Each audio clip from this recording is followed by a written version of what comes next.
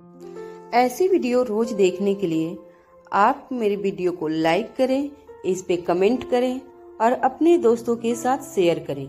और हाँ, अगर आप इस चैनल पे नए हैं तो इसे सब्सक्राइब करना ना भूलें। धीरे धीरे स्टैंड में बैठे लोग तीसरा कौन टीम के सपोर्ट में नारे लगाने लगे। लोग विक्रम और उसकी टीम से कहने लगे कि तीसरा कौन टीम के साथ जब कल उनका मुकाबला होगा तब जरूर उनका घमंड टूट जाएगा। विक्रम और उसके दोनों अफ्रीकी साथी लोगों के इस कॉन्फिडेंस को देखकर हैरान रह गए। तभी अचानक मयूर गुलेरिया अपनी जगह से खड़ा होकर रिंग के सामने आया। जैसे ही लोगों ने मयूर को रिंग के सामने नोटिस किया, लोग और भी ज्यादा एक्साइट हो गए। वह लड़की जिसने विक्रम की टीम को चैलेंज किया था, वह लड़के भी स्टैंड में अपनी जगह से खड़ी होकर मयूर से कहने लगी, हम सबका सपोर्ट कंटेस्टेंट 324 के साथ है। हम जानते हैं वह इन तीनों को अच्छा सबक सिखाएंगी। कुछ दिनों पहले अगर इस लड़की ने यह बात कही होती तो मयूर को जरूर हैरानी हुई होती, क्योंकि कुछ दिनों पहले तक मयूर अपनी टीम को सबसे ताकतवर कंटेस्ट समझ रहा था। मगर अब वह जान चुका था कि आखिर क्यों स्टैंड में बैठे लोग मयूर की टीम पार्टनर कंटेस्टेंट 324 के दीवाने थे। आखिर मयूर खुद भी दीदी को अपनी आइडल मानता था। मयूर अपने एक हाथ की मुट्ठी जोर से कस ली और विक्रम और उसके साथियों के सामने जाकर अपने मुट्ठी ऊपर की। मयूर की एक्शन देखकर मयूर की टीम के सारे सपोर्टर्स मयूर की ही एक एक्शन रिपीट करते हुए विक्रम और उसके साथियों के सामने अपनी हाथों की मुट्ठी कसकर अपना सपोर्ट कंटेस्टेंट 324 को दिखाने लगे। लोगों को देखकर विक्रम की आंखों में विक्रम के साथियों को डर साफ नजर आने लगा था। जब मयूर विक्रम को चैलेंज देने के बाद चैंपियनशिप अरीना से बाहर निकल रहा था, तब अचानक ही उसके फोन पर उसके एक आदमी का मैसेज आया। मैसेज में लिखा था, सर, कुछ लोग आपकी बहन अनिका के बारे में पूछताछ कर रहे हैं। वह किसी भी तरह अनिका तक पहुंचने की कोशिश कर रहे हैं। मयूर के यह आदमी मयूर के अंडर गुलेरिया परिवार के लिए सीक्रेट एजेंट का काम करते थे। गुलेरिया परिवार पर किसी भी तरह का कोई मुसीबत न आए या गुलेरिया परिवार के किसी भी मेंबर पर उसका दुश्मन कोई चाल न चल पाए, इसलिए मयूर को करण गुलेरिया ने यह जिम्मेदारी सौंपी थी कि वह अंडर कवर रहकर पूरे परिवार की और बिजनेस की सिक्योरिटी की जिम्मेदारी अपने कंधों पर उठा ले। जब मयूर को उसके आदमी ने यह मैसेज भेजा, तब मयूर ने जवाब लिखते हुए अपने आदमियों से कहा, ठीक है, मुझे बाकी की डिटेल्स भेज दो, आगे क्या करना है मैं तुम्हें बताऊंगा। जब विक्रम और उसके साथी चैंपियनशिप अरीना से बाहर निकलकर अपनी कार में बैठे, तब विक्रम के एक साथी ने विक्रम से पूछा, तुम्हारी आंखों में डर दिख रहा था। अगर फाइट शुरू होने से पहले ही डर जाओगे तो रिंग में बेमौत मारे जाओगे। क्या तुम हमारी एकेडमी के नियम जानते नहीं? और फिर तुम्हें एक लड़की से इतना डर क्यों लग रहा है? विक्रम अपने साथियों की बात का जवाब नहीं दे पा रहा था। तभी कार में बैठे ड्राइवर के फोन पर आदिनाथ का कॉल आया। ड्राइवर ने फोन स्पीकर पर रखा था। आदिनाथ ने अपनी गहरी और कड़क आवाज में ड्राइवर से पूछा, आज का दिन कैसा रहा हमारे पहलवानों का? ड्राइवर ने जवाब देते हुए कहा, तीनों इस वक्त मेरे साथ गाड़ी में ही बैठे हैं। आज की सारी मैचेस तो इन्होंने आसानी से जीत ली, मगर लगता है आगे की मैच से विक्रम कुछ परेशान है। आदिनाथ ने स्पीकर के जरिए विक्रम से पूछा, क्या हुआ भाई, इतना डर क्यों गए हो? ऐसी कौन सी खतरनाक टीम पैदा हो गई दिल्ली में अचानक जो तुम्हें इतना डर लग रहा है? क्या सुखबीर की एकेडमी का वह डिफेंडिंग चैंपियन या बलबीर एकेडमी की दीदी के साथ मुकाबला है तुम्हारा? ड्राइवर ने ही जवाब देते हुए आदिनाथ से कहा, नहीं नहीं साहब, अरे कोई दुबली पतली सी लड़की है जिससे हमारे यह बहादुर और होनहार विक्रम साहब डर रहे हैं। ड्राइवर का ताना सुनते ही विक्रम ने जवाब देते हुए कहा, क्या तुम जानते हो, वह दुबली पतली सी दिखने वाली लड़की और कोई नहीं बल्कि ब्रह्मपुत्र एकेडमी की दीदी है। विक्रम की बात सुनते ही कार में बैठे सभी लोग हैरान रह गए। फोन पर आदिनाथ ने भी यह बात अच्छी तरह सुन ली थी।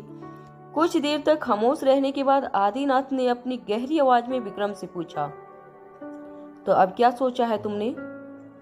विक्रम ने घबराते हुए आदिनाथ से पूछा, भाई जी, क्या वह आप मुझे तीसरा डोज दे सकते हैं?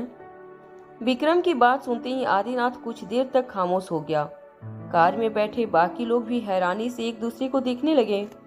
अफ्रीकी साथी ने विक्रम से अपनी भाषा में कहा, यह गलत बात है। अरे 2 डोज तुमने ले चुके हो, इतनी जल्दी तीसरा डोज तुम कैसे ले सकते हो? विक्रम के माथे से पसीना छूटने लगा था। विक्रम की उंगलियां कांप रही थी। विक्रम ने ऐसी ऑन होने के बावजूद गाड़ी के शीशे खोल दिए।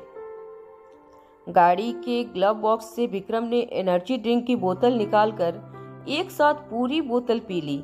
जब विक्रम की सांसें फिर से थोड़ी कंट्रोल में आई तो विक्रम ने फिर से आदिनाथ को फोन पर पूछा, भाई जी, क्या मुझे वह तीसरा डोज मिल सकता है? आदिनाथ ने जवाब देते हुए कहा, चलो ठीक है, मैं तुम्हें तीसरा डोज देने के लिए तैयार हूँ, मगर उससे पहले तुम्हें भी अपनी काबिलियत प्रूव करनी होगी। चलो एक शर्त रखते हैं, अगर तुम दीदी के सामने मैच जीतने में कामयाब हो गए तो मैं तुम्हें उसका तीसरा डोज दे दूंगा। अब अगर तुम्हें ड्रग का तीसरा डोज चाहिए तो मैच तुम्हें जीतनी पड़ेगी।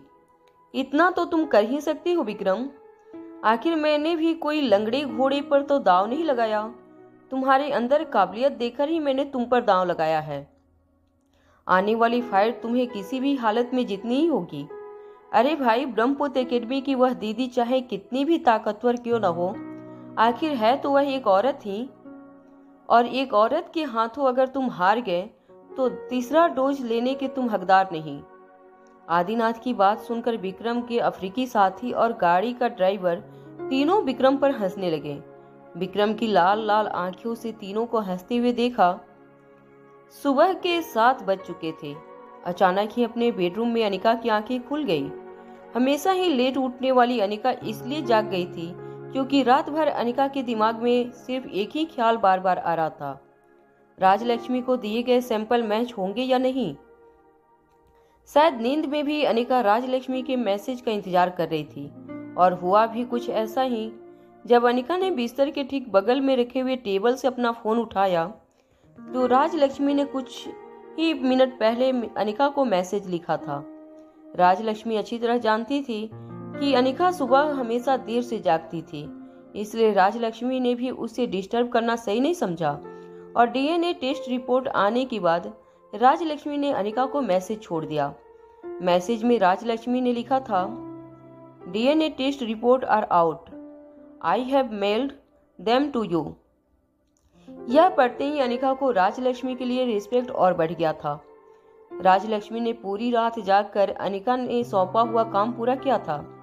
अनिका जल्दी से अपने मोबाइल में अपना मेल बॉक्स खोलने लगी, मगर तभी अचानक बेडरूम का दरवाजा कोई जोर जोर से खटखटाने लगा। दरवाजा खटखटाने की आवाज सुनकर आर्यन भी झटके से जाग गया। अनिका को जागा हुआ देखकर आर्यन चौंक गया। हमेशा देर से उठने वाली उसकी मॉम आज सुबह सुबह आर्यन से पहले जाग गई थी। यह बात आर्यन को हैरान कर रही थी। उससे भी ज्यादा हैरानी की बात यह थी कि सुबह के 7 बजे कोई अनिका की बेडरूम का दरवाजा जोर जोर से खटखटा रहा था। इससे पहले कि अनिका अपनी जगह से उठकर दरवाजा खोलने जाती, नन्हा सा आर्यन अपनी ब्लैंकेट से बाहर निकलकर तेजी से दरवाजा खोलने गया। आर्यन ने देखा कि आकाश अनिका के बेडरूम के बाहर खड़ा दरवाजा खटखटा रहा था। आकाश के चेहरे पर काफी टेंशन नजर आ रहा था। आर्यन को देखते ही हड़बड़ाती हुई आवाज में आकाश ने आर्यन से पूछा, क्या तुम्हारी मॉम जाग रही है? देखो, मैं जानता हूँ उसके लिए उसकी नींद पूरी होना कितना जरूरी है, मगर एक इमरजेंसी है। क्या तुम अपनी मॉम को जगा सकते हो? आकाश की आवाज सुनकर अनिका भी दरवाजे के पास तेजी से चली आई। अनिका को जागा हुआ देखकर आकाश ने बिना वक्त गवाए अनिका से कहा, मयूर अब तक घर नहीं लौटा। क्या तुमने मयूर को कोई काम सौंपा था? घर लेट आना, कई दिनों तक घर न आना मयूर के लिए काफी आम बात होती थी, मगर अनिका समझ नहीं पा रही थी कि आखिर आकाश आज इतना पैनिक क्यों हो रहा था। अनिका ने बड़ी कैजुअली आकाश की बात का जवाब देते हुए कहा, नहीं, मैंने तो उसे कहीं नहीं भेजा। हाँ, वह कल रात को चैंपियनशिप अरीना गया था हाइट देखने। तकरीबन 11 बजे उसने मुझे मैसेज भी किया, मगर उस मैसेज में बस फाइट से रिलेटेड कुछ बातें लिखी थी। मगर आकाश, तुम इतने परेशान क्यों नजर आ रहे हो सकता है कि मयूर अपने दोस्तों के साथ कहीं बाहर गया हो, या हो सकता है कहीं किसी दोस्त के घर पर गया हो और उसकी वहीं आंख लग गई हो। अभी तो 7 बजे हैं। दिल्ली शहर का जवान लड़का है, मुझे लगता है कुछ ही देर में वो वापस आ जाएगा। अनिका की बात सुनने के बाद आकाश ने अपने दोनों हाथ अपनी कमर पर रख लिए। आकाश के चेहरे से साफ दिखाई दे रहा था कि वह ज्यादा पैनिक हो चुका था। अनिका ने आकाश को इससे पहले कभी इतना पैनिक होते हुए नहीं देखा था। वह अच्छी तरह जानती थी कि आकाश हमेशा ही शांत रहने वाला लड़का था, मगर आज वह अगर आकाश इतना पैनिक हो रहा था तो जरूर बात सीरियस थी। अनिका ने धीमी आवाज में आकाश से पूछा, क्या हुआ आकाश, तुम इतने घबराए हुए क्यों हो? आकाश ने जवाब देते हुए कहा, मयूर गुलेरिया परिवार को सीक्रेट सिक्योरिटी देता है। वह गुलेरिया परिवार के कुछ लोगों के अलावा कभी किसी के सामने नहीं आता और ना ही किसी ने उसका चेहरा देखा है। मयूर दिन भर में जो भी करता है या करने वाला होता है, हर सुबह को उसकी आइटिनरी वह मुझे मेल करता है। एक भाई होने के नाते नहीं, हमारी सीक्रेट एजेंट की टीम को हेड करने के नाते ये उसका प्रोटोकॉल है, और यह प्रोटोकॉल इतने सालों में आज पहली बार टूटा है। इसका मतलब साफ है, मयूर जरूर कोई मुसीबत में है। यह कहते हुए आकाश एक्सकेलेटर से नीचे उतरने लगा। अनिका ने जोर से आवाज लगाते हुए आकाश से पूछा, कहाँ जा रहे हो तुम? आकाश ने जवाब देते हुए कहा, मैं चैंपियनशिप एरिना जा रहा हूँ। अनिका ने भी साइड टेबल पर पड़ी अपनी बेसबॉल कैप पहन ली और तेजी से आकाश के पीछे चलने लगी। जब अनिका और आकाश नीचे हॉल में पहुंचे तो 25-26 साल का लड़का पहले से आकाश का इंतजार कर रहा था। आकाश को देखते ही उस लड़के ने पूछा, क्या बॉस के बारे में कुछ पता चला? आकाश ने ना कहते हुए अपना सर हिला दिया। अनिका समझ गई थी कि जो लड़का आकाश के साथ बात कर रहा था वह जरूर मयूर की सीक्रेट टीम का कोई मेंबर था। अनिका ने उस लड़के से पूछा, आखिरी बार तुम्हारी मयूर के साथ कब बात हुई थी? उस लड़के ने जवाब देते हुए कहा, रात तकरीबन 11 बजे मैंने उन्हें रिपोर्ट किया था। मुझे उनसे एक जरूरी बात शेयर करनी थी। उन्होंने मुझसे कहा कि वह मुझे हमारे सीक्रेट ऑफिस में जाकर मिलेंगे, मगर उसके बाद उनसे हमारा कोई कांटेक्ट नहीं हो पाया। अनिका ने तुरंत उस लड़के से पूछा, क्या मयूर ने आज से पहले भी ऐसा कोई काम किया है? अनिका का यह सवाल सुनते ही लगभग आकाश और मयूर गुलेरिया ने कि उस असिस्टेंट ने एक साथ अनिका को जवाब देते हुए कहा, नहीं, कभी नहीं। मयूर के लिए आकाश और उस लड़के की आंखों में कॉन्फिडेंस देखकर अनिका इतना समझ चुकी थी कि हमेशा ही बचकानी बातें करने वाला मयूर गुलेरिया दरअसल अंदर से काफी जिम्मेदार और रिस्पॉन्सिबल लड़का था। चाहे चैंपियनशिप रिंग में मयूर कितनी भी बचकानी हरकतें करता था, मगर जब बात गुलेरिया परिवार की सेफ्टी की आती थी तो मयूर किसी भी तरह की लापरवाही नहीं करता था। अनिका ने आकाश से कहा, चलो हम लोग शिफ्ट हो जाते हैं और अलग अलग जगह पर मयूर को ढूंढने की कोशिश करते हैं। मैं चैंपियनशिप एरिना जाती हूँ। आकाश भी अपने कुछ आदमियों के साथ मयूर को ढूंढने हेड ऑफिस की ओर निकल गया। अनिका तेजी से कार चलाती हुए चैंपियनशिप एरिना जाने लगी। अनिका ने ब्रह्मपुत्र एकेडमी के सूरज को कॉल लगाया। कॉल उठाते ही सूरज ने अनिका से कहा, अरे आज ही कैसे चमत्कार हो गया? दीदी ने सुबह सुबह मुझे याद किया, जरूर कोई खास बात होगी। अनिका ने तेज आवाज में सूरज से कहा, जल्द से जल्द एकेडमी के सारे मेंबर्स को एक जगह पर इकट्ठा करो। हमें किसी भी तरह मयूर गुलेरिया को शहर के कोने कोने में ढूंढना होगा। मुझे लगता है मयूर के साथ कोई बहुत बड़ा हादसा हो गया है। सूरज ने इससे पहले अनिका को कभी भी इतना परेशान नहीं देखा था। ऐसा लग रहा था जैसे अनिका की सिक्स्थ सेंस उसे कह रही थी कि जरूर कुछ बुरा हुआ था मयूर के साथ। सूरज को मार्शल आर्ट की दुनिया में नए और पुराने लोग काफी रिस्पेक्ट देते थे। सूरज के कहने पर मार्शल आर्ट की दुनिया से जुड़े सारे लोग एक ही आवाज पर एक छत के नीचे इकट्ठा हो सकते थे। अनिका यह बात अच्छी तरह जानती थी। मयूर गुलेरिया ने अनिका को जो आखिरी मैसेज भेजा था वह लगभग रात 10:30 बजे का था। तब मयूर ने अनिका को चैंपियनशिप में चल रही फाइट के बारे में कुछ लिखा था। इसका मतलब साफ था कि रात 10:30 बजे तक मयूर गुलेरिया चैंपियनशिप अरीना में मौजूद था।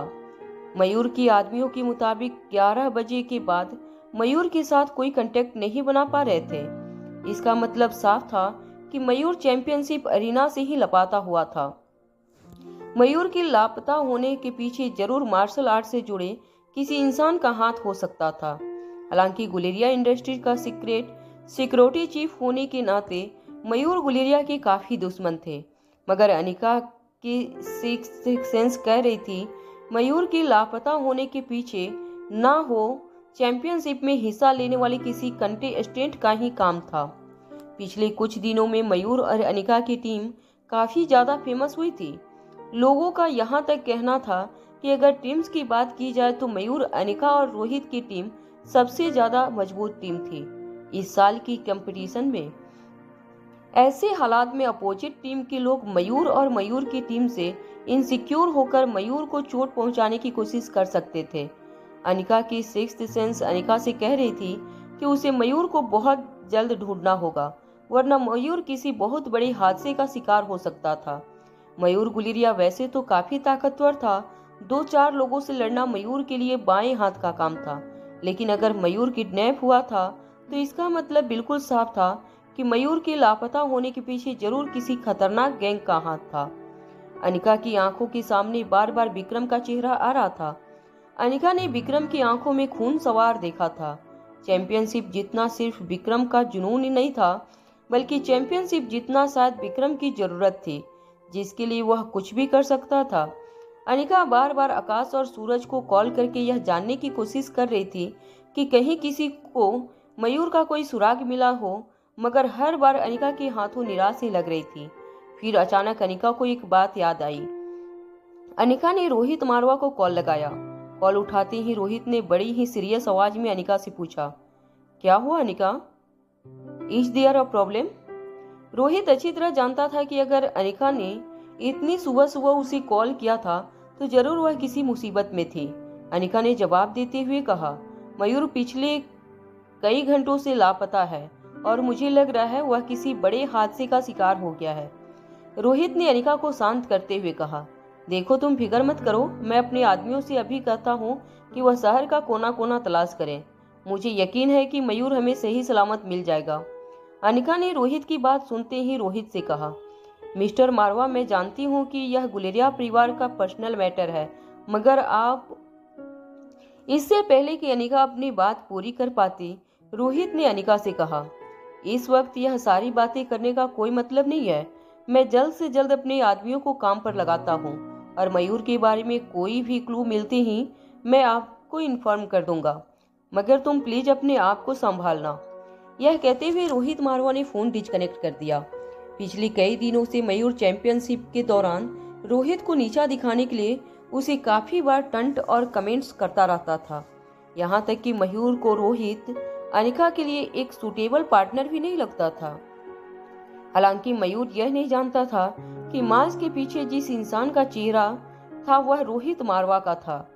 मयूर और रोहित के बीच में चल रही नोकझोंक की वजह से रोहित मयूर को ढूंढने में पीछे नहीं हटने वाला था, क्योंकि कहीं न कहीं रोहित यह बात अच्छी तरह जानता था कि चाहे मयूर गुलेरिया मास्क के पीछे छुपा इंसान को पसंद नहीं करता था, मगर मयूर अपनी दीदी की सिक्योरिटी और सेफ्टी के लिए अपने जान की बाजी तक लगा सकता था। तेज कार चला रही अनिका के मन में अजीब अजीब ख्याल आ रहे थे। हर गुजरते पल के साथ अनिका का टेंशन बढ़ने लगा था। अनिका पहली बार अपनी नींद को कोस रही थी।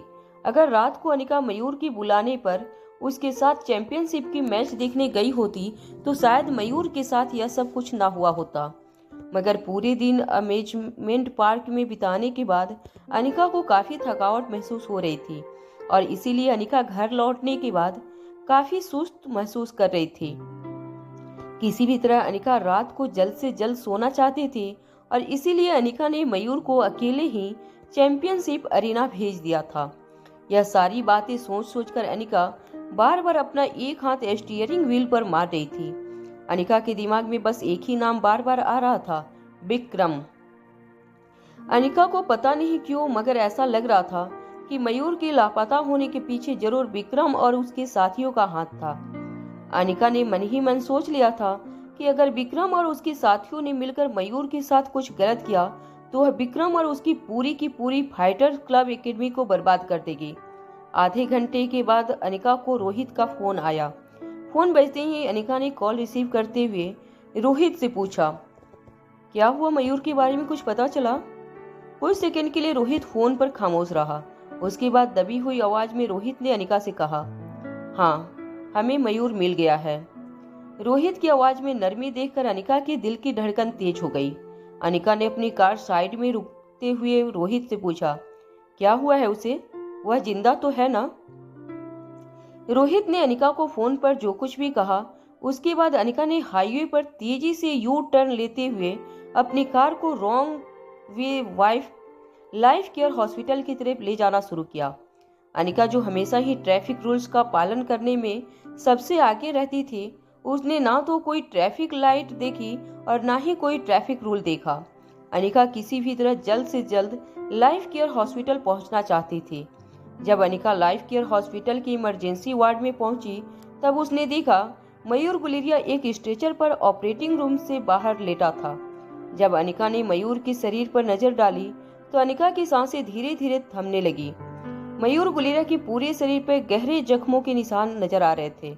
मयूर के हाथ पांव इस तरह स्ट्रेचर पर पड़े थे जैसे मयूर के शरीर की हर हड्डी मुड़ चुकी थी।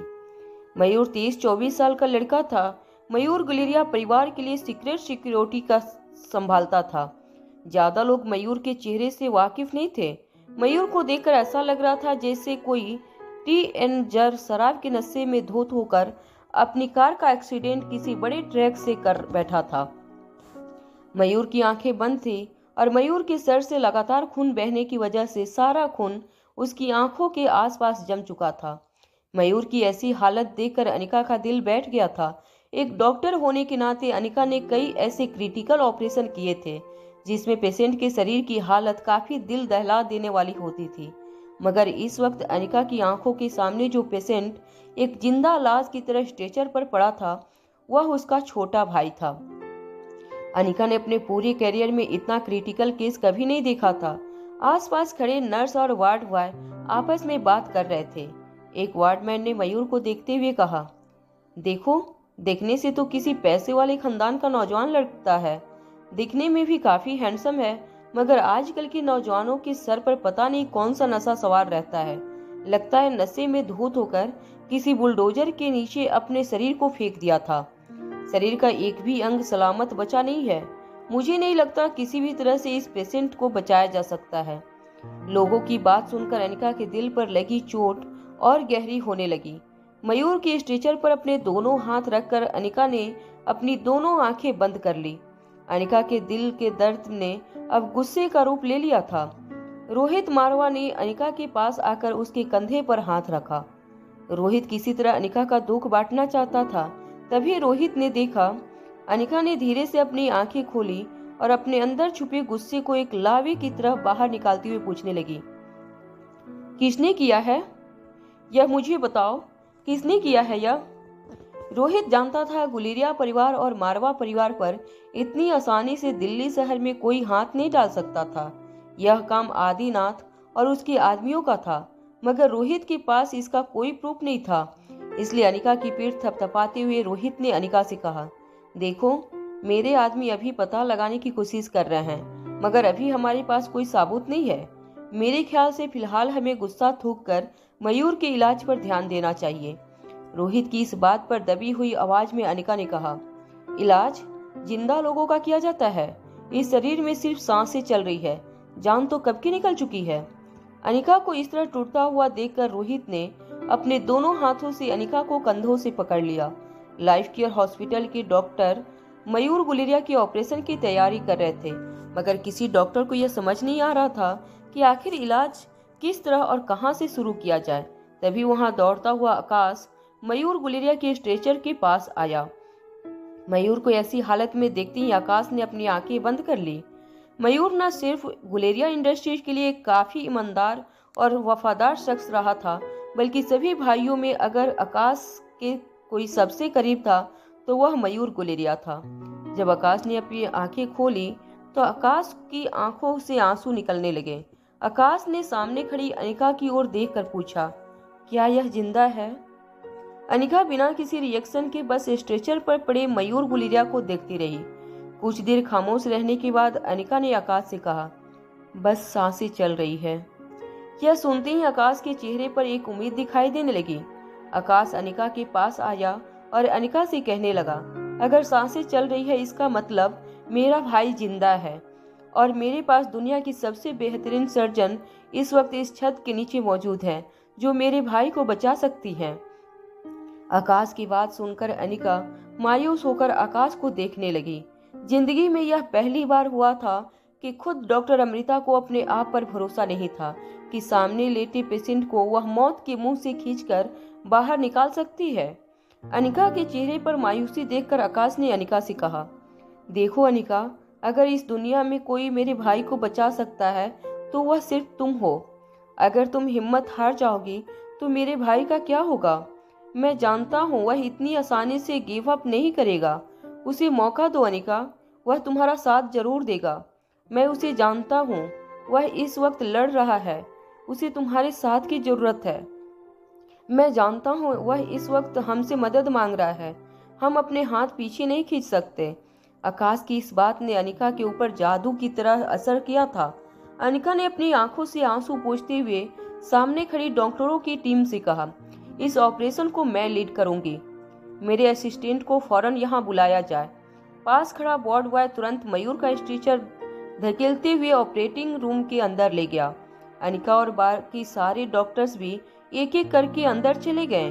अनिका यह बात अच्छी तरह जानती थी कि अगर उसे मयूर गुलेरिया का ऑपरेशन करना है तो उसे यह भूल जाना होगा कि मयूर उसका भाई है। उसे सिर्फ एक पेशेंट की नज़र से देखना होगा और वह हर कोशिश करनी होगी जो एक एक्सपीरियंस सर्जन अपने पेशेंट की जान बचाने के लिए करता है। अपना सर्जिकल गाउन और मास्क पहनकर अनिका ऑपरेशन टेबल पर लेटे मयूर गुलेरिया को ध्यान से देखने लगी।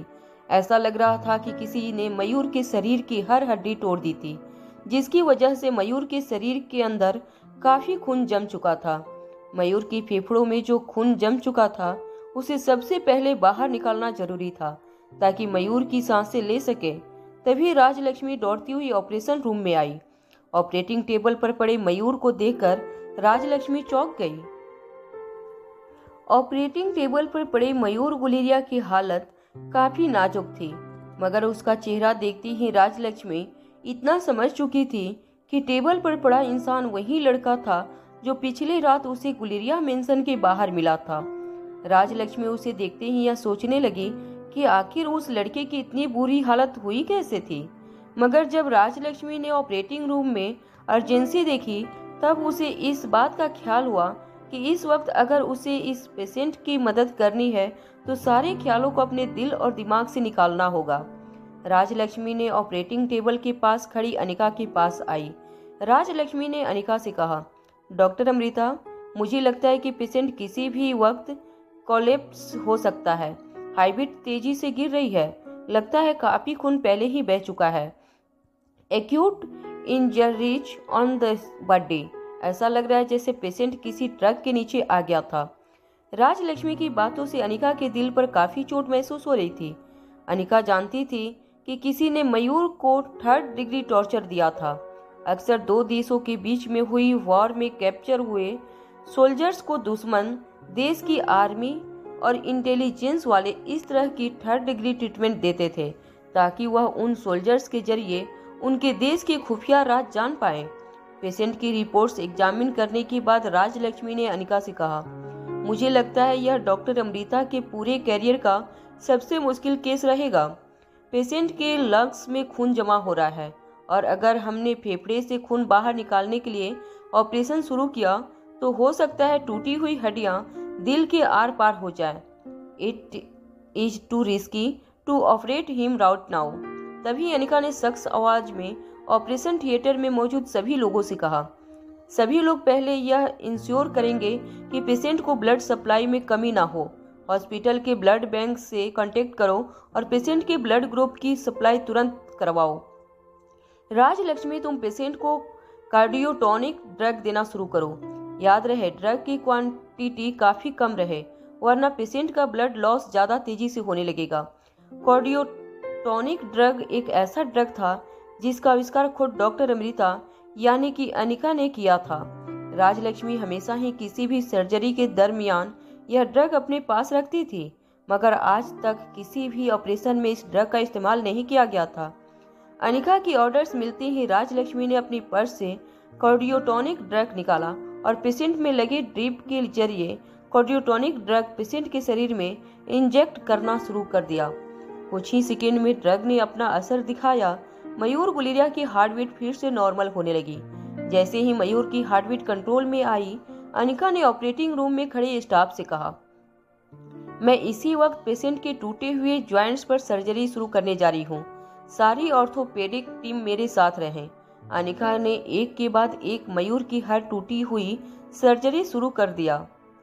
ढेर सारे मेंटल के रोड और स्क्रूज मयूर के शरीर में एक के बाद एक लगाए गए।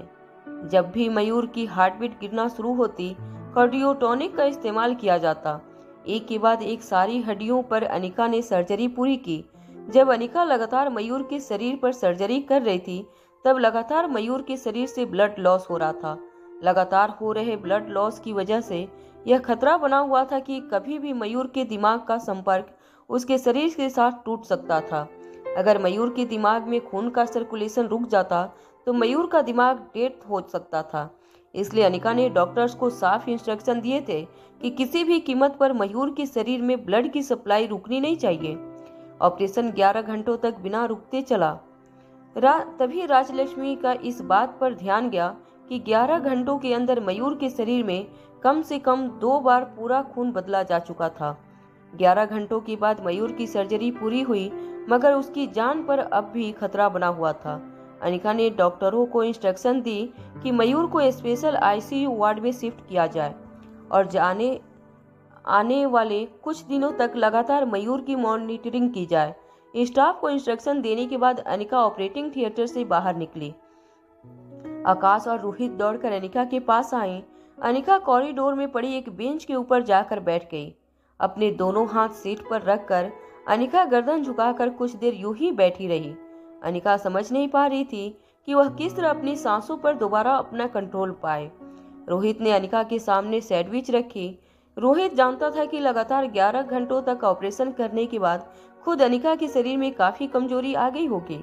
आखिर खून की कमी डिलीवरी के बाद अनिका के शरीर में भी रहती थी। अनिका ने बिना कुछ सोचे और बिना कुछ बोले सैंडविच का एक टुकड़ा उठाया और सैंडविच को मुंह में डालकर चबाने लगी। आकाश ने अनिका के पास एक पानी की बोतल रखी। अनिका के चेहरे पर किसी भी तरह के इमोशंस नहीं थे। अनिका अपने सामने रखी सैंडविच खा रही थी और धीरे धीरे पानी पी रही थी। ना तो आकाश से कुछ बात कर रही थी और ना ही आकाश और रोहित अनिका से कोई सवाल कर रहे थे। फिर धीरे से आकाश अनिका की बेंच के पास बैठा और धीमी आवाज में अनिका से पूछने लगा, क्या मयूर बच जाएगा? अनिका ने हाँ या ना में अपना सर नहीं हिलाया, बस इतना कहा, इस सवाल के जवाब के लिए हमें कुछ और दिन इंतजार करना होगा। अनिका की बात सुनते ही आकाश ने जोर से हॉस्पिटल की दीवार पर अपनी एक मुट्ठी दे मारी। आकाश ने पहले ही अपने आदमियों को आदिनाथ के अड्डे पर भिजवा दिया था, मगर अनिका ने वहां पहले से ही पुलिस बुला रखी थी। आदिनाथ के खिलाफ आकाश और रोहित के पास कोई सबूत नहीं था। आकाश यह सोच सोचकर हैरान हो रहा था कि आखिर उस आदिनाथ की इतनी हिम्मत कैसे बढ़ सकती थी कि उसने सीधे गुलेरिया परिवार की गर्दन पर अपना हाथ डाल दिया। दिल्ली में ऐसा कोई नहीं था जो मारवा खानदान या गुलेरिया परिवार के किसी भी मेंबर को नजर उठाकर देखने की हिम्मत रखता हो। आदिनाथ ने मयूर को जान से मारने की कोशिश की थी। रोहित भी यह सोच सोचकर हैरान हो रहा था कि आखिर फाइटर क्लब को चैंपियनशिप जीतने के लिए इतना एक्सट्रीम कदम उठाने की क्या जरूरत थी। अगर उसने चैंपियनशिप जीतनी ही थी तो वह मयूर का एक आधा हाथ या पांव फ्रैक्चर कर देते। मयूर को चैंपियनशिप से हटवाने के लिए इतना ही काफी था, मगर मयूर की हालत देखकर ऐसा लग रहा था जैसे बात कुछ और थी। उन्होंने मयूर की जान की परवाह नहीं की थी। उसे मारते वक्त उनका इंटेंशन चैंपियनशिप जीतना नहीं था, बल्कि कुछ और था। रोहित अच्छी तरह जानता था कि इस तरह का सलूक किसी इंसान के साथ तभी किया जा सकता था जब किसी को उसके पास कोई सीक्रेट उगलवानी हो। एक के बाद एक सवाल पूछने पर शरीर का एक एक अंग तोड़ा जाता था, ताकि इंसान का न सिर्फ शरीर जवाब दे दे, बल्कि उसे इतना दर्द महसूस हो कि उसकी आत्मा टूट जाए और उसके दिल में दफन होने वाले राज वह अपने दुश्मन को बता दे। मगर आखिर ऐसी क्या बात हो गई थी जो आदिनाथ मयूर गुलेरिया के पास उगलवाना चाहता था? यह बात रोहित की समझ में नहीं आ रही थी। तभी बेंच पर बैठी अनिका ने अपना सर झुकाए आकाश और रोहित से कहा, मैं जानती हूँ मयूर के साथ क्या हुआ है। अनिका की यह बात सुनकर रोहित और आकाश दोनों हैरान रह गए। वह दोनों अनिका के ठीक बगल में आकर खड़े हो गए। आकाश और रोहित दोनों जानना चाहते थे कि आखिर अनिका क्या जानती थी मयूर पर हुए अटैक के बारे में। अनिका ने अपनी बात आगे बढ़ाती हुई धीमी आवाज में कहा, ऑपरेशन करते वक्त कुछ देर के लिए मयूर को होश आया था। उसके साथ जो कुछ भी हुआ था वो मैं जान चुकी हूँ। जब अनिका लगातार मयूर के शरीर पर सर्जरी कर रही थी, तब कुछ सेकंड के लिए मयूर को होश आया था। सर्जरी की वजह से मयूर की उंगलियों पर जब उसे प्रेशर महसूस हुआ, तब दर्द की वजह से कुछ सेकंड के लिए मयूर की आंखें खुली थी। आंखें खुलते ही मयूर ने अपने सामने अनिका को देखा। मयूर को यह पता नहीं था कि वह उस वक्त कहाँ था, मगर अनिका को देखते ही मयूर ने उसे कुछ कहने की कोशिश की। टूटी हुई पसलियों की वजह से मयूर को बोलने में काफी मुश्किल हो रही थी। वो अनिका से कुछ कहने की कोशिश जरूर कर रहा था, मगर अनिका उसकी बातें समझ नहीं पा रही थी। तभी अपने शरीर से एक लंबी सांस खींचते हुए मयूर ने अनिका से कहा था, वह लोग दीदी के बारे में जानने की कोशिश कर रहे थे, मगर मैंने उन्हें कुछ नहीं बताया। यह कहकर मयूर के चेहरे पर एक हल्की सी मुस्कान आ गई और फिर से बेहोश हो गया। अनिका को अब हर पल इस बात का एहसास हो रहा था कि किस तरह उन लोगों ने मयूर को टॉर्चर किया होगा। मयूर के शरीर पर लगे घाव और चोट यह बता रहे थे कि हर सवाल पूछने के बाद वह लोग मयूर को एक एक करके गहरे जख्म दे रहे थे।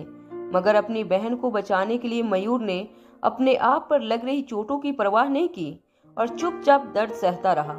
अनिका जान चुकी थी कि हर सवाल का जवाब न मिलने पर वह एक एक करके मयूर की उंगलियों की हड्डियां तोड़ रहे थे और फिर एक एक करके लगभग मयूर की शरीर की सारी हड्डियां तोड़ी गई थी। मयूर को हो रहे दर्द के बारे में सोच सोच कर अनिका की आंखें लाल होने लगी थी। ऐसा लग रहा था जैसे हमेशा ही शांत रहने वाली अनिका के मन में इस वक्त तूफान उठने लगा था। अगर इस वक्त कोई आदिनाथ को अनिका के सामने ले जाता तो जरूर अनिका आदिनाथ को जिंदा जमीन के अंदर गाड़ देती। मयूर के बारे में सोच सोचकर अनिका अपने आप को कोसने लगी थी। मयूर को चैंपियनशिप अरीना भेजने के बाद जब अनिका चैन से रात भर अपने बिस्तर में गहरी नींद में सो रही थी, तब पूरी रात अनिका के दुश्मनों ने अनिका के बारे में इंफॉर्मेशन निकलवाने के लिए मयूर के ऊपर 3rd डिग्री इस्तेमाल किया था। लगातार कई घंटों तक मयूर को फिजिकली टॉर्चर किया गया था। इतना दर्द अगर किसी साधारण इंसान को दिया जाता तो वह कुछ ही मिनट में दम तोड़ देता, मगर मौत से भी भयानक दर्द मयूर ने लगातार अपने ऊपर घंटों तक झेला था और बावजूद इसके मयूर ने अनिका की कोई इन्फॉर्मेशन दुश्मनों के हाथ नहीं लगने दी। हंसता खेलता, हमेशा मुस्कुराता और सबकी सुरक्षा करता मयूर गुलेरिया अचानक ही एक जिंदा लाश बन चुका था। अचानक ही अनिका अपनी जगह से उठकर तेजी से अस्पताल के कॉरिडोर से बाहर की ओर जाने लगी। अनिका को इस तरह जाते हुए देखकर आकाश को ऐसा लगा जैसे अनिका को अचानक ही कुछ याद आया था। आकाश ने सोचा कि हो सकता है अनिका अपना कोई जरूरी सामान कार में भूल गई हो और उसे लेने के लिए जा रही थी, मगर हकीकत यह थी कि कॉरिडोर में चल रही अनिका के दिल और दिमाग में इस वक्त सिर्फ एक ही बात चल रही थी और वह था मयूर गुलेरिया के साथ हुए हादसे का बदला, खून के बदले खून। वहां चैंपियनशिप अरीना में तीसरा कौन टीम वक्त पर पहुंची नहीं थी। वॉलंटियर्स और ऑर्गेनाइजर तीनों मेंबर को कॉल लगाने की कोशिश कर रहे थे, मगर उनका कोई जवाब नहीं आया था। रिंग के पास खड़े विक्रम के साथी अफ्रीकी भाषा में चिल्ला चिल्लाकर कुछ कह रहे थे। तभी उनका एक साथी उनकी कही बातों को जोर जोर से हिंदी में ट्रांसलेट करके बताता था ताकि सभी लोग उनकी बातों को अच्छी तरह समझ सके। विक्रम के अफ्रीकी साथी ने कहा, क्या हुआ, तुम्हारी फेवरेट तीसरा कौन टीम हमारे सामने आने से पहले ही घबराकर शहर छोड़कर चली गई है? क्या हमें नहीं लगता कि दिल्ली की किसी भी टीम में इतनी हिम्मत है कि हमारी टीम के सामने लड़े? देखो आज तुम सबकी फेवरेट टीम ने क्या कर दिया। अपने साथ साथ तुम सभी लोगों की नाक काट डाली। हमारा नाम सुनकर हमसे लड़ना तो छोड़ो, वह तो चैंपियनशिप छोड़कर ही भाग निकले। स्टैंड में बैठे लोग और ऑर्गेनाइजर भी विक्रम के साथियों की बात सुनकर अपना सर झुकाकर खड़े रह गए। विक्रम की टीम के लोगों का घमंड तोड़ने का उनके पास सिर्फ एक ही जरिया था। तीसरा कौन टीम में जब उनका सामना कंटेस्ट एंड 3-4 के साथ हो तो वह उन्हें ऐसा सबक सिखाए कि दूसरा कभी दिल्ली के लोगों पर हंसना तो दूर, उनके साथ पंगा लेने की भी न सोचे। विक्रम और उनके साथी लगातार रिंग के आसपास मौजूद लोगों को अपने मसल दिखाकर उकसा रहे थे। तभी स्टैंड में बैठी अनिका की एक फैन फिर से खड़ी हुई और विक्रम और उसके साथियों की ओर देखकर कहने लगी, जितना चाहे हंस लो तुम, आज तुम्हारे हंसने का आखिरी दिन होगा। स्टैंड में बैठे उस फैन की बात सुनते ही विक्रम और उसके साथी एक साथ उस लड़की की ओर देखने लगे। उस लड़की का कद छोटा था, दुबली पतली थी, दिखने में 18 या 19 साल की लड़की थी वह। उसके शरीर में भले ही विक्रम और उसके साथियों जैसी ताकत ना हो, मगर उसकी आंखों में जोश और जुनून देखकर विक्रम और उसके साथी शौक हो गए थे। विक्रम ने जोर से चिल्लाते हुए इस लड़की से कहा, तुम तो एक कांच की गुड़िया हो, अगर हमने फूंक भी मार दी तो टूट जाओगी। चलो मैं समझता हूँ कि एक फैन होने के नाते तुम्हें तुम्हारी टीम पर बहुत भरोसा है, मगर उम्मीद और हकीकत के बीच बहुत बड़ा फर्क होता है, और वह फर्क आज तुम लोगों के सामने है। तुम लोग जिस टीम पर उम्मीद लगाकर बैठे थे कि वह टीम हमें आकर हराएगी, वह टीम हमारी डर से चैंपियनशिप छोड़कर भाग चुकी है, और यही सच्चाई है। विक्रम के अफ्रीकी साथी उस लड़की की ओर देखकर जोर जोर से हंसने लगे। जब स्टैंड में बैठे लोगों ने विक्रम के साथियों को इस तरह हंसता हुआ देखा तो उन्हें शर्मिंदगी महसूस होने लगी। उनके साथ बैठे उनकी साथी पर दो लोग हंस रहे थे। न सिर्फ उस दुबली पतली लड़की कमजोर को वह नीचा दिखा रहे थे, बल्कि पूरे दिल्ली वासियों को वह नीचा दिखाने की कोशिश कर रहे थे। विक्रम ने ऑर्गेनाइजिंग स्टाफ की ओर देखकर कहा, अब और कितना इंतजार करवाओगे हमें? अब तीसरा कौन टीम डर कर भाग चुकी है, तो फिर हमें विनर अनाउंस कर दो और चैंपियनशिप आगे बढ़ाओ। खामोखा वक्त बर्बाद क्यों कर रहे हो हमारा? ऑर्गेनाइजर कमेटी के सारे मेंबर एक दूसरे को हैरानी से देखने लगे। किसी को समझ नहीं आ रहा था कि आखिर आज ऐसा क्या हुआ था कि इतनी स्ट्रॉन्ग टीम अचानक इतनी इम्पोर्टेंट मैच लड़ने नहीं पहुंची थी। ऑर्गेनाइजिंग कमेटी के हेड सुरेश ने विक्रम और उसके साथियों से कहा, देखिए अभी आधा घंटा और बाकी है डेडलाइन के लिए।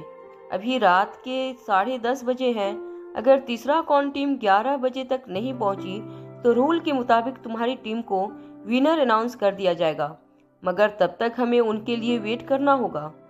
यह बात सुनते ही विक्रम अपने दोनों हाथ हवा में उछालते हुए चीख चीख कर सबसे कहने लगा, देखो तुम्हें आधा घंटा और रुकने को कह रहे हैं यह लोग। कुछ टीम को लोगों की टाइम की कीमत ही नहीं होती। आधा घंटा तुम सबको इंतजार करना होगा यह देखने के लिए कि किस तरह बिना लड़े ही तुम्हारी फेवरेट टीम को हम हरा देंगे। मगर बैठे बैठे क्या करें, करना है कुछ काम, शुरू करो रेसलिंग लेकर मेरा नाम। विक्रम की अजीबोगरीब बातें लोगों की समझ में नहीं आ रही थी। ऑर्गेनाइजिंग कमेटी का हेड सुरेश भी कंफ्यूज होकर विक्रम की ओर देखने लगा। आखिर विक्रम कहना क्या चाहता था, यह बात किसी की समझ नहीं आ रही थी। तभी विक्रम ने अपना एक हाथ चैंपियनशिप रिंग के खंभे पर रखा और एक ही झटके से रिंग से अंदर कूद पड़ा। रिंग में पहुंचने के बाद विक्रम ने अपने साथियों को भी एक एक करके रिंग के अंदर बुलाया। वह तीनों अपने दोनों हाथ अपने कमर पर रखकर अपनी छाती फुलाते हुए खड़े हो गए। विक्रम ने ऑर्गेनाइजिंग टीम से कहा, अगर आप लोग इस शर्मिंदगी से बचना चाहते हैं तो फिर चैंपियनशिप के डिफेंडिंग चैंपियन बड़े भैया को रिंग में बुलाओ। हमारी टीम बड़े भैया से लड़ेगी। आखिर यह लोग यहाँ हमारी फाइट देखने के लिए इकट्ठा हुए हैं। हमें हमारे दर्शकों का मान रखना चाहिए, और आखिर अब हम सब वॉरियर्स हैं और लोगों का एंटरटेनमेंट करना हमारा काम है, और इस मंच पर आज एंटरटेनमेंट की कमी नहीं होगी। बुलाओ बड़े भैया को बाहर। विक्रम के चैलेंज पर सुरेश हैरान रह गया। उसके चेहरे से उसकी परेशानी उससे के कमेटी मेंबर्स समझ पा रहे थे। ऑर्गेनाइजिंग कमेटी ने अनाउंस किया कि जिस बड़े भैया को लोगों के साथ तस्वीर खिंचवाने के लिए बिठाया था वह असली डिफेंडिंग चैंपियन नहीं था। वह बेचारा तो बस कॉस्ट्यूम पहनकर भाड़े पर बुलाया गया था। एक एक्टर था जिसे मार्केटिंग स्ट्रेटजी के तहत ऑर्गेनाइजिंग कमेटी ने बड़े भैया बनाकर लोगों के साथ सेल्फी खिंचवाने के लिए बिठाया था। अगर उस बेचारे को विक्रम की टीम के सामने फाइटिंग रिंग में उतारा गया तो कुछ ही सेकंड में उसकी मौत पक्की थी। जब विक्रम ने देखा कि सुरेश विक्रम की चैलेंज सुनने के बावजूद खामोश खड़ा रहा, तब विक्रम ने सुरेश और उसके साथियों से पूछा, क्या हुआ? क्या अब तुम्हारा डिफेंडिंग चैंपियन भी हमसे डर गया है? इसका मतलब तो साफ है कि दिल्ली में ऐसा कोई नहीं जो हमसे लड़ने का जिगर रखता हो। बार बार विक्रम और उसके साथी दिल्ली के लोगों के स्वाभिमान को जानबूझकर चोट पहुंचाने की कोशिश कर रहे थे, मगर किसी के पास उनकी चैलेंज का कोई जवाब नहीं था। जब स्टैंड में बैठे लोगों ने सुरेश और उसकी टीम को खामोश खड़ा देखा तो लोग एक के बाद एक सुरेश और उसकी टीम से कहने लगे, अरे सही तो कह रहा है यह फाइटर्स, बुलाओ बड़े भैया को मैदान में ताकि वह इन लोगों को ऐसा सबक सिखाए कि आइंदा कभी मुड़कर भी दिल्ली शहर की तरफ ना देखे।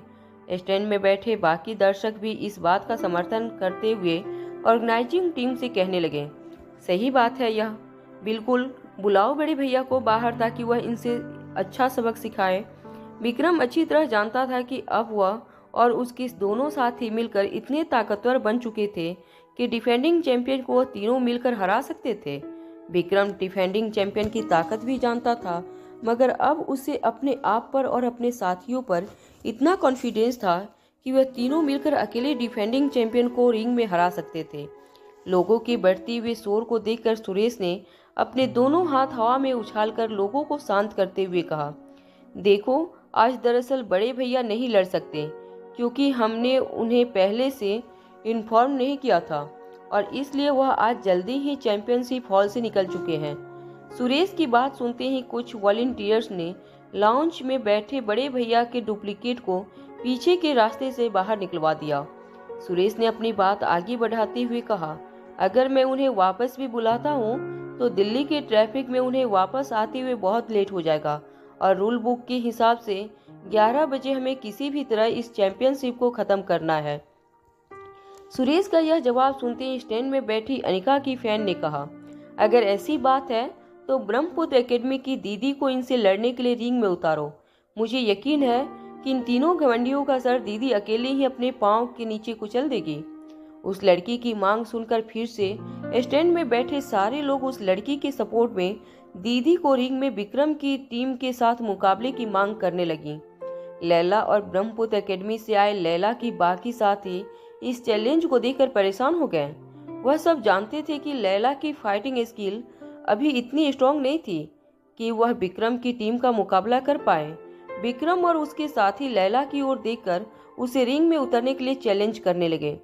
विक्रम के अफ्रीकन साथी अफ्रीकी भाषा में लैला की ओर देखकर कुछ कहने लगे। तभी नीचे भीड़ के बीच खड़ा उनका ट्रांसलेटर कहने लगा, हमारे अफ्रीकी साथी कह रहे थे कि उन्हें बहुत खुशी होगी दीदी के साथ मुकाबला करने में। उन्होंने सुना है कि दीदी दिल्ली की शान है और दिल्ली के लोगों के सामने दीदी को हराने में ज़्यादा बड़ी खुशी की बात उनके लिए और क्या हो सकती थी। हमारे अफ्रीकी साथी बड़े ही आदर से दीदी को रिंग में अपने साथ मुकाबले के लिए न्योता दे रहे हैं। जब लैला ने विक्रम और उसके साथियों को रिंग में देखा तो लैला के माथे से ठंडा पसीना छूटने लगा। स्टैंड में खड़े दीदी के सारे फ्रेंड्स दीदी के नाम का शोर मचाते हुए दीदी से कहने लगे कि वह रिंग में उतरकर उन तीनों घमंडियों को सबक सिखाएं। तभी लैला ने स्टैंड के पास आकर सभी लोगों से हाथ जोड़ते हुए कहा, माफ करना, मैंने आपकी इमोशंस के साथ खेला है, मगर मैं असली दीदी नहीं हूँ। मुझे माफ करना, मगर मैं इनके साथ लड़ नहीं सकती। लैला का कन्फेशन सुनकर स्टैंड में बड़े तमाम लोग अचानक ही खामोश हो गए। उन्हें ऐसा लगने लगा था जैसे उनके साथ बहुत बड़ा धोखा हुआ था। लैला के कन्फेशन से चैंपियनशिप ऑर्गेनाइजिंग कमेटी के सारे लोग भी अपना सर झुकाकर खड़े रह गए। उन्हें पता था कि पहले से मार्शल आर्ट के चाहने वाले लोगों में भारी गिरावट आई थी। और जब आज लैला ने सबके सामने इतना बड़ा कन्फेशन कर दिया था, तो बाकी बचे लोगों का भी चैंपियनशिप से भरोसा उठ जाएगा। लैला का कन्फेशन सुनने के बाद विक्रम और उसके साथी रिंग में खड़े जोर जोर से हंसने लगे। ऐसा लग रहा था जैसे वह तीनों हंस हंस कर स्टेडियम में मौजूद सभी लोगों का मजाक उड़ा रहे थे। ब्रह्मपुत्र एकेडमी के लोग लैला के साथ सर झुकाए खड़े रह गए। विक्रम और उसके साथियों के अलावा स्टेडियम में मौजूद सभी लोगों का सर धीरे धीरे झुकने लगा था। लोगों ने सोच लिया था कि वह स्टेडियम छोड़कर इसी वक्त अपने अपने घर चले जाएंगे। तभी विक्रम ने घड़ी की ओर इशारा करते हुए कहा, देखो अब सिर्फ 30 सेकेंड बाकी हैं 11 बजने में। मेरे ख्याल से हमें काउंटडाउन शुरू कर देना चाहिए। काउंटडाउन के खत्म होते ही यह साबित हो जाएगा या पूरे दिल्ली शहर में हमसे लड़ने की ताकत किसी में नहीं है। विक्रम और उसके साथी काउंटडाउन देने लगे। 30, 29, 28। तभी एक लड़के की आवाज विक्रम और उसके साथियों के कानों पर पड़ी। अच्छा हुआ तुमने तुम्हारी मौत का काउंटडाउन शुरू ही खुद ही कर दिया। जब लोगों की नज़र में मेन गेट पर पड़ी तो कंटेस्टेंट 324 अपने फाइटिंग आउटफिट में चेहरे पर मास्क लगाए रिंग की ओर आगे बढ़ रही थी। स्टेडियम में मौजूद सारे लोग अनिका को धीरे से रिंग की ओर आगे बढ़ता हुआ देखकर शॉक हो गए। उनकी इस साल की फेवरेट कंटेस्टेंट विक्रम और उसके साथियों का मुकाबला करने के लिए स्टेडियम पहुंच चुकी थी। जब उन्होंने अनिका के पीछे उनके साथियों को ढूंढने की कोशिश की, तब सभी लोगों को इस बात का एहसास हुआ कि अनिका अकेली ही चैंपियनशिप अरीना पहुंची थी। उसके साथी उनके साथ नहीं थे। तीसरा कौन टीम का कैप्टन मयूर गुलेरिया था। सुरेश ने अनिका के पास आकर पूछा, क्या आपकी टीम का कैप्टन आज मैच में हिस्सा नहीं लेने वाला है? अनिका की नजरें रिंग के अंदर खड़े विक्रम पर पड़ी हुई थी। विक्रम को देखते ही अनिका की आंखों में खून सवार हो गया था। सुरेश को जवाब देते हुए अनिका ने कहा, आज की फाइट में हमारी टीम का कैप्टन हिस्सा नहीं ले पाएगा। अनिका बिना पलके झपकाए रिंग के अंदर खड़े विक्रम को देखती रही। जब विक्रम ने अनिका को रिंग के पास आते हुए देखा, तब विक्रम ने धीरे से ताली बजाते हुए कहा, आखिरकार असली दीदी को मेरे साथ मुकाबला करने के लिए आना ही पड़ा। विक्रम यह बात अच्छी तरह जानता था कि मयूर की टीम की ओर से लड़ने वाली लड़की ही असली ब्रह्मपुत्र एकेडमी की दीदी थी। जब विक्रम की बात ऑर्गेनाइजिंग कमेटी और स्टेडियम में मौजूद बाकी लोगों ने सुनी, तो अचानक ही सबकी सांसें थम गई। इतने दिनों से सभी लोग जिस लड़की के फैन थे, जो एक ही पंच में खतरनाक से खतरनाक फाइटर को ढेर कर देती थी, वह और कोई नहीं बल्कि एकेडमी की दीदी थी। लोग हैरान होकर एक दूसरे को देखने लगे। जब से चैंपियनशिप शुरू हुई थी, तब से लोग इस लड़की की ताकत को देखकर हैरान थे।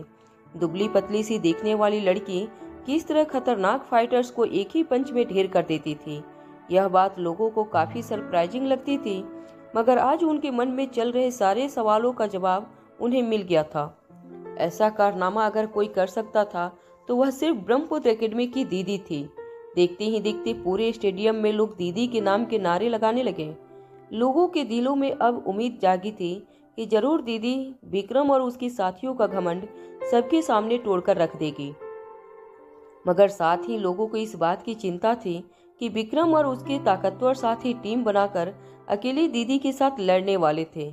लोगों के मन में बार बार एक सवाल उठ रहा था कि क्या दीदी अकेले इन तीनों ताकतवर लोगों का सामना कर पाएंगे? जब लोग यह सोच रहे थे, तब विक्रम ने अपनी एक टांग रिंग के कोने में बनी रस्सी पर रखकर अनिका की आंखों में आंखें डालकर पूछा, क्या हुआ? तुम्हारी टीम का कैप्टन आज तुम्हारा साथ देने नहीं आया, या फिर किसी ने उसकी नाजुक कमरिया तोड़ दी है? विक्रम की बात सुनकर उसके अफ्रीकी दोस्त जोर जोर से हंसने लगे। अनिका की आंखों के सामने मयूर का बेजान शरीर नजर आने लगा। अब तक अनिका को सिर्फ शक था कि मयूर पर हुए हमले के पीछे विक्रम का हाथ था, मगर विक्रम की बातों ने अनिका को इस बात का यकीन दिला दिया था कि मयूर पर जो हमला हुआ था उसमें विक्रम का ही हाथ था। जब विक्रम और उसके साथी जोर जोर से हंस रहे थे, तब अनिका अपनी मुट्ठी कसते हुए विक्रम की आंखों में आंखें डालकर कहा, तुम्हें हराने के लिए उसका यहाँ होना जरूरी नहीं है। अनिका की धमकी सुनकर विक्रम के अफ्रीकी साथी जोर जोर से रिंग में खड़े हंसने लगे, मगर विक्रम चेहरे पर बिना किसी रिएक्शन के चुपचाप अनिका की आंखों का जुनून देखने लगा। विक्रम अच्छी तरह जानता था ब्रह्मपुत्र एकेडमी की दीदी रिंग में उतरने के बाद क्या कर सकती थी। विक्रम के दोनों अफ्रीकी साथियों ने अचानक ही आगे बढ़ रही अनिका को बीच रास्ते में रोक दिया और अफ्रीकी भाषा में कुछ कहने लगे। ट्रांसलेटर ने उनकी बातों को ट्रांसलेट करते हुए अनिका से कहा, रिंग में उतरने से पहले एक बार अच्छी तरह हम तीनों को देख लो। क्या तुम जैसी नाजुक लड़की हम तीनों का मुकाबला कर पाएगी?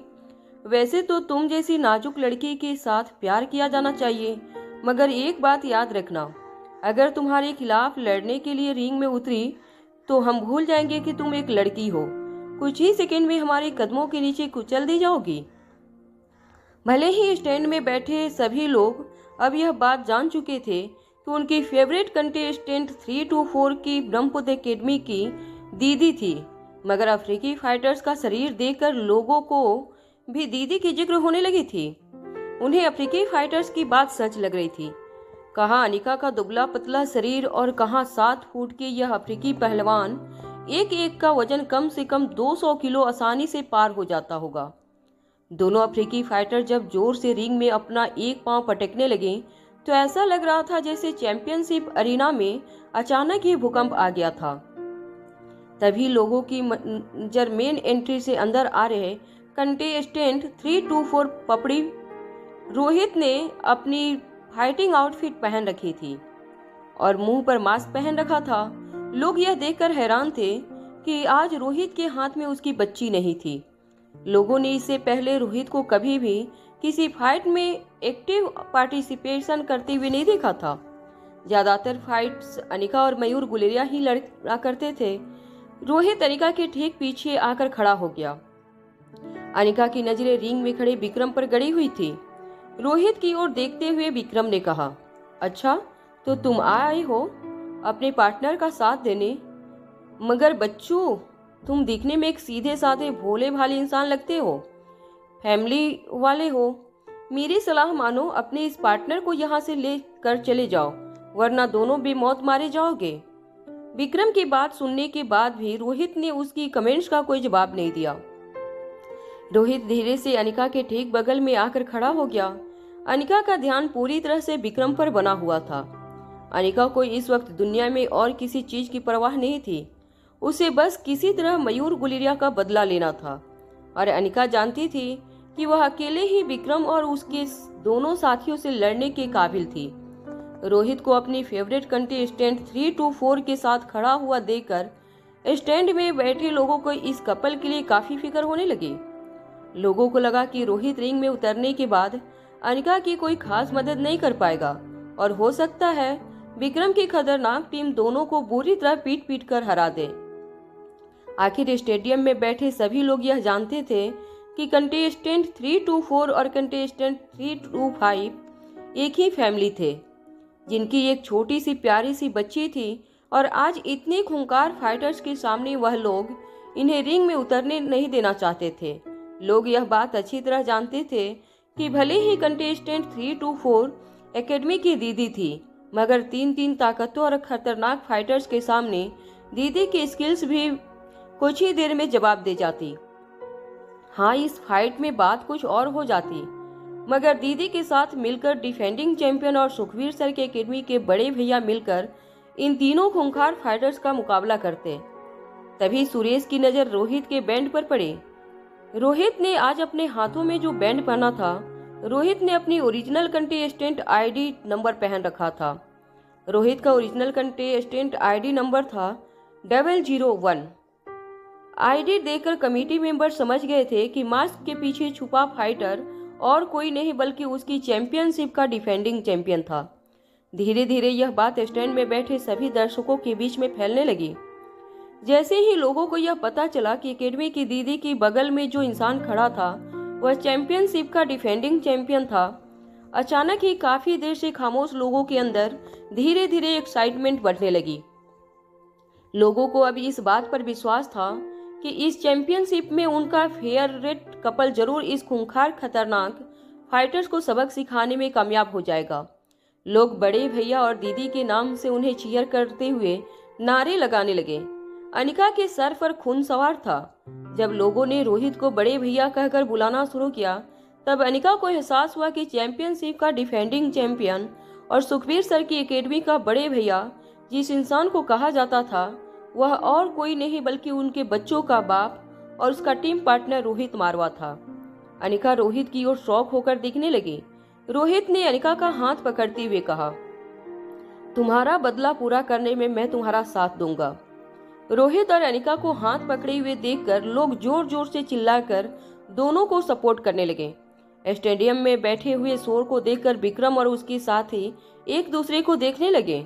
विक्रम यह जानकर हैरान हो गया था कि जिसे वह एक फैमिली मैन समझ रहा था, दरअसल वही चैंपियनशिप का डिफेंडिंग चैंपियन कंटेस्टेंट 001 था। विक्रम को ऐसा लगने लगा था जैसे उसके आसपास की हवा किसी ने खींच ली थी। अचानक ही विक्रम को महसूस होने लगा कि उसे सांस लेने में दिक्कत होने लगी थी। विक्रम के माथे से पसीना छूटने लगा था। विक्रम के चेहरे से साफ पता चल रहा था कि अचानक इतना बड़ा झटका लगने से विक्रम को काफी अनकंफर्टेबल महसूस होने लगा था। विक्रम जोर जोर से अपना हाथ कभी अपने माथे पर घुमाता तो कभी अपने गले पर।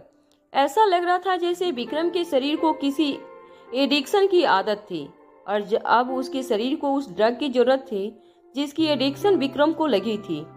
विक्रम ने अपने साथी को बुलाकर उसके हाथ से एनर्जी ड्रिंक की 3 बोतल ले ली और एक साथ पी ली, जिसके बाद विक्रम काफी बेहतर महसूस करने लगा। स्टैंड में बैठे लोग अब बेसब्री से फाइट के शुरू होने का इंतजार करने लगे थे। अब उन्हें किसी भी बात की चिंता नहीं थी, क्योंकि वह जानते थे उनकी फेवरेट टीम में भले ही सिर्फ 2 फाइटर मौजूद थे, मगर वह दोनों फाइटर दिल्ली की शान थे और उन्हें यकीन था कि उनकी फेवरेट दीदी और डिफेंडिंग चैंपियन मिलकर इन तीनों राक्षसों का घमंड इसी दिन के अंदर तोड़ कर रख देंगे। विक्रम के साथी अफ्रीकी पहलवान भी जोर जोर से अपनी छाती पीटकर अनिका और रोहित को रिंग में उतरने के लिए चैलेंज दे रहे थे। जैसे ही अनिका और रोहित रिंग में उतरने के लिए आगे बढ़ने लगे, विक्रम ने सामने आकर चैंपियनशिप ऑर्गेनाइजिंग टीम से कहा, मगर यह तो गलत है। टीम 3 लोगों से बनती है और इनके पास सिर्फ 2 ही मेंबर मौजूद हैं। अगर पूरी टीम रिंग में नहीं उतरती तो यह तो रूल्स के खिलाफ हो जाएगा। भला 2-3 लोगों से कैसे लड़ सकते हैं? विक्रम एक बात अच्छी तरह जानता था जो उसके अफ्रीकी साथी नहीं जानते थे। विक्रम जानता था कि जो दोनों लोग रिंग में उतरकर उनके साथ फाइट करने वाले थे, वह मार्शल आर्ट की दुनिया में सबसे ताकतवर 2 लोग थे। विक्रम जानता था कि दीदी और डिफेंडिंग चैंपियन मिलकर उन तीनों को कुछ ही सेकेंड के अंदर पटक देंगे। जब विक्रम के अफ्रीकी साथी विक्रम को मैच रोकने से मना करने लगे, तब विक्रम ने धीमी आवाज में दोनों के कानों में कहा, हम तीनों मिलकर भी इन दोनों का मुकाबला नहीं कर सकते। यह दोनों अपने आप में एक आर्मी है, हम इनका मुकाबला नहीं कर पाएंगे। विक्रम की बात सुनने के बाद दोनों अफ्रीकी पहलवान हैरान होकर रिंग के पास खड़े रोहित और अनिका को देखने लगे। उन्हें समझ नहीं आ रहा था कि दुबले पतले से दिखने वाले यह दोनों साधारण से कपल इतने खतरनाक कैसे हो सकते थे, मगर वह जानते थे कि विक्रम दिल्ली के फाइटरों को उनसे बेहतर जानता था। रूल बुक के हिसाब से विक्रम ने जो पॉइंट निकाला था वो लीगल था। टीम में 3 मेंबर्स का होना जरूरी था। अनिका और रोहित को अगर रिंग में टीम बनाकर उतरना था तो उन्हें एक और फाइटर्स के साथ मिलकर रिंग में उतरना था, मगर स्टेडियम में मौजूद तमाम लोग यह बात अच्छी तरह जानते थे कि भले ही दीदी और डिफेंडिंग चैंपियन आसानी से विक्रम की टीम को हरा सकते थे, मगर विक्रम की टीम उस तीसरे मेंबर को टारगेट करके उसे इतनी बुरी तरह पीटती कि शायद कुछ ही सेकेंड में उसके शरीर से जान निकल जाती। चैंपियनशिप शुरू होने से पहले ही सारे फाइटर्स के पास एक अंडरटेकिंग साइन करवाई गई थी, जिसमें यह साफ लिखा गया था कि अगर फाइट के दरमियान किसी फाइटर्स की फाइट में लगी चोट की वजह से मौत हो जाती है तो उसका जिम्मेदार वह खुद होगा और ना कि चोट पहुंचाने वाला अपोजिट टीम का फाइटर। रूल बुक के इस रूल को विक्रम अच्छी तरह जानता था। विक्रम ने आसपास खड़े लोगों को वार्न करते हुए कहा, अगर किसी ने भी इसके साथ मिलकर उनकी टीम को पूरा करने की कोशिश की तो याद रखना, हम तीनों में से मेरे यह 2 अफ्रीकी साथी दीदी और बड़े भैया को कुछ देर तक रोक कर रखेंगे और मैं उसकी टीम से उस तीसरे फाइटर की वो हालत करूंगा कि दोबारा वह कभी भी अपने पांव पर खड़ा नहीं हो पाएगा। अगर आज तक आप लोगों को मैं एक राक्षस नजर आया हूँ तो आज मैं आप सबको बता देना चाहता हूँ कि आपका यह राक्षस आज आपको अपना असली रूप दिखाएगा। जो भी तीसरा फाइटर इनकी टीम के साथ जुड़ेगा वह समझ ले कि आज उसकी जिंदगी का आखिरी दिन होगा। लोग अच्छी तरह जानते थे कि विक्रम के दोनों अफ्रीकी साथी कुछ पल के लिए दीदी और डिफेंडिंग चैंपियन को रोक कर रख सकते थे। जब तक दीदी और डिफेंडिंग चैंपियन अपने तीसरे मेंबर को बचाने जाते तब तक शायद विक्रम उस तीसरे मेंबर के शरीर से उसकी जान निकाल लेता। रिंग में खड़ा विक्रम अपनी तरकीब पर खुद ही अपने आप को शाबाशी देते हुए जोर जोर से हंसने लगा।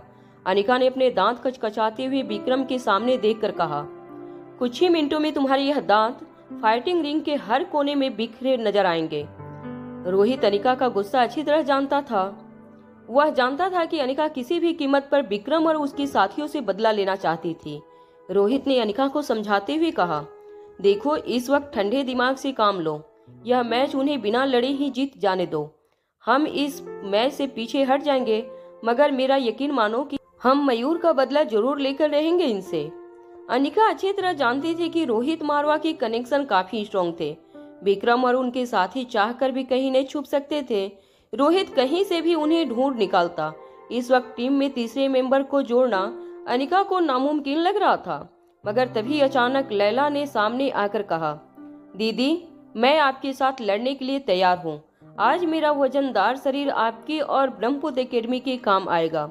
मेरे शरीर में कुछ देर तक ताकतवर हमलों को बर्दाश्त करने की शक्ति है और मुझे यकीन है कि इन दोनों राक्षसों को आप लोग साथ मिलकर कुछ ही देर में इसी रिंग में उसके गुरूर के साथ निचोड़ कर रख देंगे।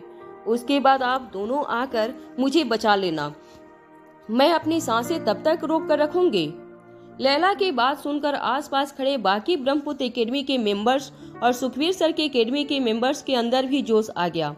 सभी लोग एक के बाद यह कहने लगे कि वह भी दीदी और बड़े भैया के साथ फाइट में उतरने के लिए तैयार है। लोगों का बढ़ता हुआ जोश देखकर रोहित और अनिका भी सोच में पड़ गए। वह अच्छी तरह से जानते थे कि अफ्रीकी पहलवानों को पटकने के लिए उन्हें कुछ मिनटों का वक्त लग सकता था, मगर क्या इतने वक्त बाकी फाइटर्स अपने आप को विक्रम से बचा कर रख पाएंगे? देखते ही देखते स्टेडियम में मौजूद हर शख्स के मुंह से एक ही बात निकलने लगी कि वह अपनी फेवरेट कंटेस्टेंट जोड़ी के साथ मिलकर रिंग में इस खतरनाक राक्षसों का मुकाबला करने के लिए तैयार थे। लोग दीदी और बड़े भैया के नाम के नारे जोर जोर से लगाने लगे। अनिका और रोहित दोनों ही विक्रम और उनके साथियों से बदला लेना चाहते थे, मगर वह जानते थे कि वह किसी बेगुनाह की जान को खतरे में नहीं डाल सकते थे। अनिका और रोहित ने सोच लिया था कि वह मैच से विड्रॉ कर लेंगे, मगर किसी भी बेगुनाह की जान को जोखिम में नहीं डालेंगे। तभी एक गहरी और ऊंची आवाज सभी के कानों पर पड़ी, मैं लड़ूंगा तीसरा कौन टीम के साथ, उनका तीसरा टीम मेंबर बनकर। यह आवाज अनिका ने पहले कभी सुनी थी। स्टेडियम के एंट्रेंस पर खड़े इंसान को देखकर अनिका हैरान हो गई।